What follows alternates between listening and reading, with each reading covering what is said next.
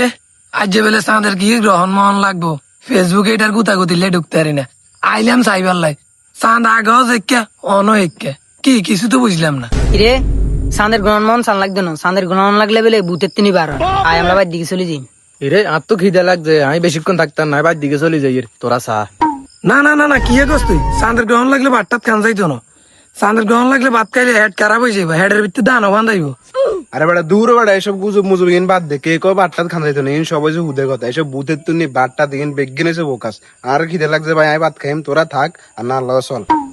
না না মামু কি কানাম নেই, আগের কালে আর দাদি নানিরা কইছে ভূতের তো নিয়ে বার হয়, হেড হওয়ার সমস্যা হয়, এটা বাস্তব মেয়া নানি দাদিরা কইছে।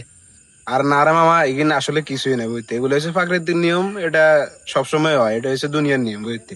হুদা হুদে এগিন গুজবে কান টান দিয়ে কোনো লাভ নাই, এগিন বাদ দে, আয় আয় চল বাদ দিয়ে চল।